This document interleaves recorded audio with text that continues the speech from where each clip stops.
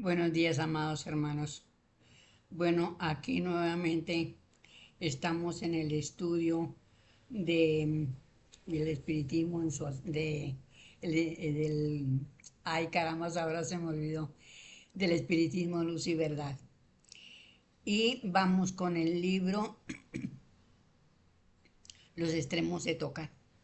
Estamos estudiando de Moisés a Jesús, toda esta tragedia que se vivió, toda um, bueno, cosas que se vivieron fuertes, porque fue fuerte la lucha de Moisés para libertar al pueblo de Israel y fuerte la lucha también porque ahí se dio cuenta de que que las tribus de Leví y Judá no compartían lo que querían los hermanos mayores, sí, que era mm, acatar la ley de amor, y ellos eran conocedores del testamento secreto de Abraham.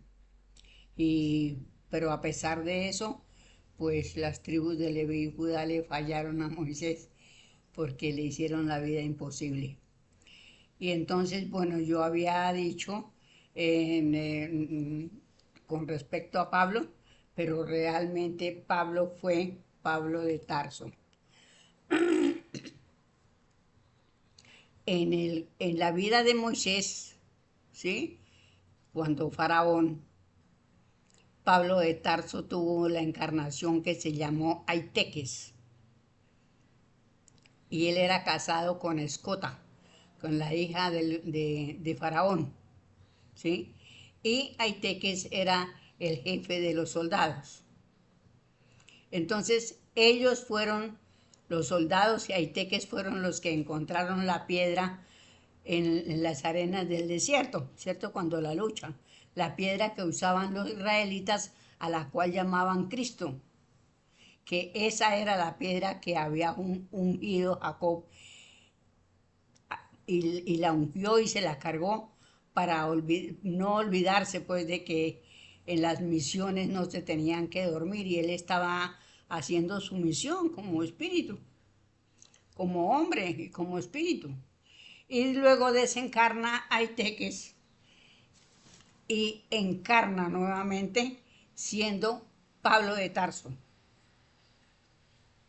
Entonces, Pablo viene en esa existencia y funda la religión judía. ¿Sí? Él es la religión del Cristo, la cristiana. Entonces, fue tanta la aberración de este hermano que mire a lo que llevó a toda la humanidad, a ser esclavos de una religión que no tenía el porqué, pero así fue, nos esclavizaron en esa religión. Entonces, Pablo es el creador de todas estas dificultades por las que ha pasado la humanidad. Bueno, entonces ahí ya queda rectificado el error de mi pasado video. Ya aquí estoy explicando que su primera encarnación, es decir, su primera encarnación no. Cuando estuvo Moisés, estaba el mismo espíritu, ¿sí? Que era Aiteques, y luego fue Saulo, y luego fue Manuel primero.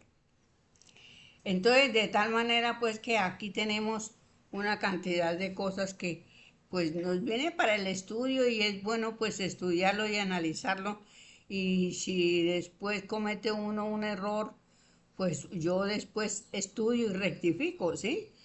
Si estoy errada o si cometí un error, porque la verdad hay que tratar de estudiar la doctrina lo más puro posible que sea, ¿sí?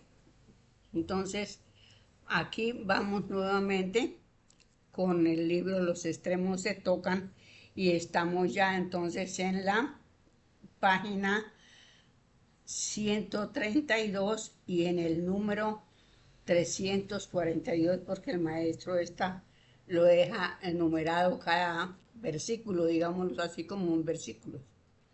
Entonces, seguimos con este libro que ya dije antes. Este es el estudio de Moisés hasta Jesús. Y aquí nos vamos a plantear y vamos a estudiar lo que ocurrió en la vida real de Jesús, que no tiene nada que ver con lo que diga la religión. Jesús se varía ya cohibido, Jesús se vería ya cohibido y comprendía que ya no tenía objeto su vida. Sabía por la samaritana su venta por Jesús y hasta el día que sería. Pero Judas sabía que el maestro, como en años anteriores, había de celebrar la Pascua y Jesús ya se resignó a lo inevitable y trató de retirar a su madre, a la que consolaban las otras mujeres y hacían esfuerzos sobre el Sanedrín por Arimatea y Nicodemos, los que en caso necesario renunciarían a sus cargos, porque por nada deberían de firmar la sentencia de muerte de Jesús. Mire cómo todos estos planes pues son planes de la ley, ¿cierto? Por eso encarnaron casi la mayoría de los misioneros cuando Jesús, porque sabían que era dura la venida de Jesús y se podían presentar muchas cosas, y así fue. Entonces, ahí ellos estaban al tanto para librarlo. No tenían por qué firmar nada, pero si la ley civil los obligaba, pues ellos renunciaban, porque no iban a firmar una cosa que no estaba en ley. Bueno, María sabía toda la verdad amarga, pero en su amor trataba de retardar el momento hasta un segundo que le fuera posible. Pero no se alejaba de Jesús, por si podía darle el último consuelo y en último extremo animarlo para que no decayera. Por fin, el domingo 22 de marzo, téngase presente el asterisco 1. Esperaba la Pascua de los Ázimos y después de comer en Betania, les dijo a sus discípulos de dar un paseo hasta Jerusalén.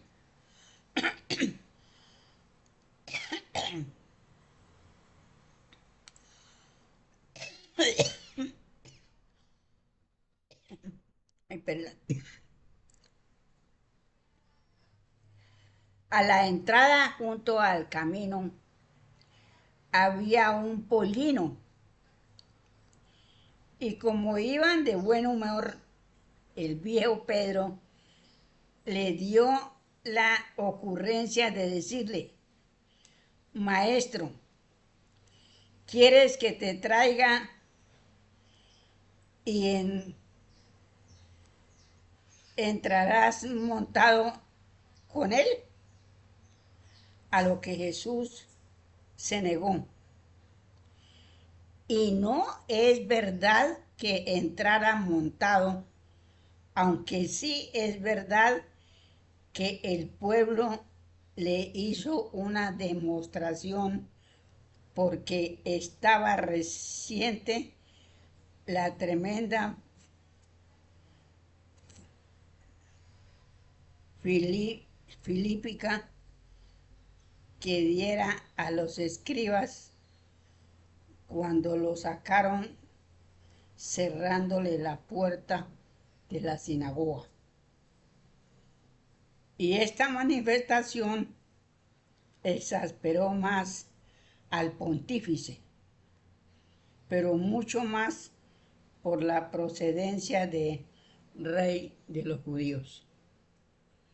Entonces aquí, aquí también hay una mentira de la religión, que dicen que él entró sentado en un pollino, en un burro, y eso es mentira. Él no entró sentado en el burro, sino que se fue caminando, pero al que se le ocurrió fue a Pedro. Pero entonces el que anotó la nota lo escribió al contrario, no sé cómo, bueno, en todo caso no fue cierto que Jesús entrara sentado en un pollino. Que sí lo aplaudieron y le tendieron palmas, eso sí es verdad porque aquí el maestro lo asegura. Jesús meditaba sobre la falsedad de su discípulo Judas y no pudo menos que reconocer que no había estudiado bien aquel espíritu, un tanto apasionado y pagado de sí mismo y celoso por temperamento. Estaba resentido de que las caricias del maestro fuesen más significadoras con Juan. De esto llegó a acusarse, de esto llegó a acusarse Jesús en sí mismo y trató de atraerse a Judas, haciéndole comprender que la virtud y la sabiduría consistía en vencerse a sí mismo. Pero a Judas ya le había picado la serpiente y el veneno que cae en el corazón mata la conciencia o la adormece y solo cuando se ha satisfecho la pasión se cura.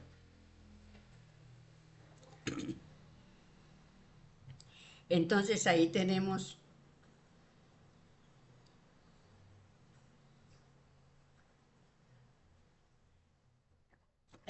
amados hermanos, el hecho verdadero de Judas. ¿Sí? El Maestro Jesús le daba atenciones a Juan. Y como Judas quería al Maestro Jesús, él quería que las caricias y las atenciones de Jesús, de Juan, fueran para él. Vea, celoso del amor de Jesús, se puede decir, ¿sí? Del cariño, bueno, de todo. Entonces, él se sentía despreciado, digo yo en mi modo de analizar las cosas. Pero el Maestro Jesús no lo despreciaba porque el Maestro Jesús era todo amor. Que lo descuidó y se descuidó, pues, bueno, no le puso mucha atención, pero el Maestro Jesús era todo amor. Entonces el otro confundió y le dieron celos, de verdad, porque pues así le pasa a nuestros hijos también. Yo en el caso mío, mis hijos, no, pero es que mi mami quiere más a fulano y el otro me decía, no, es que mi mami quiere más a fulano. Entonces los dos se contrariaban en una misma cosa que no era cierto. Bueno, entonces así le ocurrió a nuestro hermano Judas, que por celos traicionó al Maestro Jesús, pero nunca por dinero, porque Judas no era ambicioso al dinero. Tanto así que después botó el dinero y se quitó la vida. Pero son cosas que seguro tenían que suceder porque no tenían que suceder. Lo que pasa es que nuestros instintos nos traicionan. La manejada de los instintos es algo tremendo y eso es fatal cuando no analizamos y no educamos nuestros instintos, es fatal. Sin embargo, Judas vacilaba, pero estaba ya preso su sentimiento por la mordedura y por más sentenciando a muerte a muerte si no cumplía su juramento. O sea que si él no entregaba a Jesús, mataban a Judas. Sí. Y mire quiénes eran, los sacerdotes. Firmando por recibo de dinero, que es lo que constituye la agravante de su falta. Y en cualquier caso, Judas ya estaba perdido, porque también había formado su propósito de no sobrevivir. Esto era otra agravante de la ley de la vida. Ay, carambas. Y siendo todo un maestro, vea, ya se le habían quitado las ganas de vivir. Bueno, cuando uno tiene que luchar por la vida. Pero bueno, pues él tenía sus razones porque lo acosaban de todos lados. No podía estar tranquilo para manifestar sus palabras, toda su doctrina. No la podía manifestar porque estaban encima todo el mundo. Los sacerdotes, los fariseos, todos estaban encima de él. Eso es algo tremendo. Como las cosas comunicaban a pasos agigantados, Jesús tuvo miedo de que no le dieran tiempo de celebrar la Pascua, en cuyo momento quería hacer a sus apóstoles el nombramiento de tales y darles el mandato de predicar lo que de él habían aprendido, y adelantándolo quizás frustrara a los sacerdotes y se convenciera Judas de su falta y no la cometiera. En este pensamiento mandó decir a Simón en el monte de las Olivas que le preparara la cena porque el jueves quería celebrar la Pascua y se trasladó allí, lo que sorprendió a las mujeres. María corrió y se encerró procurando oír cuanto pasaba, y de todo se enteró sin ser vista. Pero antes de salir del cenáculo, la vio Jaime, su hijo, al que le dijo: hijo mío, cualquier cosa que ocurra, aquí te espero.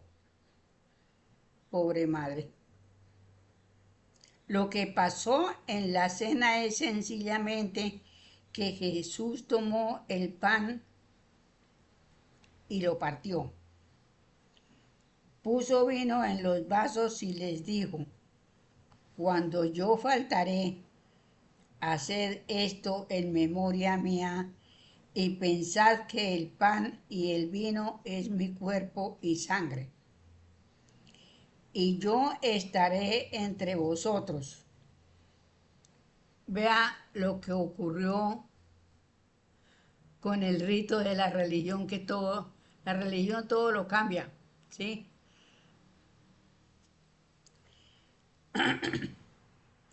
Palabras tan mal interpretadas por Juan y peor entendidas después, para consagrarlas en el más irracional misterio dogmático. Ejemplo os he dado, y no solo con las palabras, sino con el ejemplo me habéis de representar, y cuando dos o más os reuniereis en mi nombre, yo estaré entre vosotros. Id en mi representación y predicar la justicia, la libertad y el amor, sino con mis palabras, sino con mis mismas palabras, con el espíritu de ellas. Y cuando la habréis olvidado, yo volveré a repetirlas. Recordad en todo momento las promesas que hice para luego, cuando he dicho, yo vengo en nombre de mi Padre y no me recibís, mas otro vendrá y a aquel sí lo recibiréis. Pero en aquel día serán pesadas todas las cosas y el Espíritu de verdad confirmará mis palabras. No todos los que me oís están limpios de corazón, pero yo resucitaré al tercer día de mi muerte y serán confundidas las tinieblas, pero como yo perdono, perdonad. Bendijo el pan y se lo dio. Entonces aquí tenemos el hecho verdadero, lo que ocurrió en la vida real de Jesús. ¿Sí? Entonces ya no es una hostia donde está el cuerpo de Jesús y se lo dan a los que comulgan y se siguen tragando el cuerpo de Jesús. Es un acto muy miserable, digo yo. Pero realmente lo que estamos leyendo, estudiando, es la vida real, todos los pasos, uno a uno, lo que el Maestro Jesús, o lo que ocurrió en la vida de Jesús.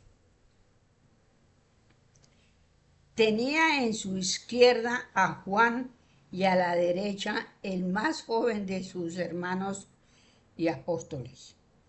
Y Pedro, intrigado por aquello de que no todos los que lo oían eran limpios de corazón, incitaba a Juan para que le preguntara quién era el sucio y traidor. Y las miradas de Pedro delataron a Judas, el que, desazonado, mientras organizaron su gira por el monte, que a la puesta del sol se mostraba en toda su belleza, Judas desapareció. Al notarlo, Jesús comprendió que su hora era llegada y trató de retirarse para evitar el primer ímpetu del encuentro y para entregar a la cábala lo que ya no le servía y no debía caer en manos enemigas.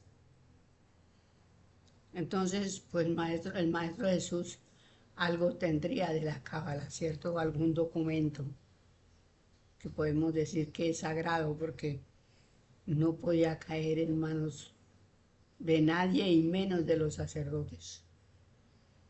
Entonces aquí tenemos realmente, amados hermanos, lo que ocurrió real en la vida de Jesús. estamos estudiando y analizando todo lo que fue la verdad de la vida. Jesús lloraba con sudor y congoja. Jaime estaba preocupado y le decía a Juan su primo: presiento malas cosas porque mi madre me ha dicho al salir: cualquier cosa que ocurra aquí te espero. Y en esta revelación oyen pasos y golpes de lanzas, y allí estaba la guardia del Sanedrín con Judas Iscariote, el que se acercó a Jesús, que venía al encuentro, y le dio el beso acostumbrado, dándole el beso que era la señal convenida, y Jesús fue maniatado. Qué terrible, ¿verdad? Qué terrible que un maestro, un misionero de tanto amor haya caído en las manos de la religión. Y siempre fueron los religiosos, siempre fueron los curas los que le han hecho daño, porque también cuando fue Antulio, también le dieron la cicuta porque no lo pudieron rebatir. Y en Jesús tampoco lo pudieron rebatir porque ninguno de los sacerdotes tenía la moral suficiente para enfrentarse a él y pedirle, eh, es decir, por qué actuaba él así. Ninguno pudo hacerlo. Entonces aquí vemos verdaderamente lo que es la vida tan dura de todos estos amados hermanos que han venido a ayudarnos a salir de aquellas tinieblas, de aquella oscuridad, de ese oscurantismo religioso. Entonces, bueno, de todas maneras, los dejo por acá, amados hermanos, y bueno, me encantó estar con ustedes y seguiremos adelante con el estudio porque es muy importante para nosotros seguir el estudio. Y me disculpan, pues que yo a veces que, bueno, de por sí nunca he sido muy buena lectora. Pero bueno, con todos mis errores, ahí sigo adelante, amados hermanos, porque lo que a mí me interesa es esta santa doctrina, que podamos estudiar, que podamos analizar, porque realmente son conocimientos que todos debemos de tener, porque nos atañe por ser espíritus. Muchísimas gracias, amados hermanos.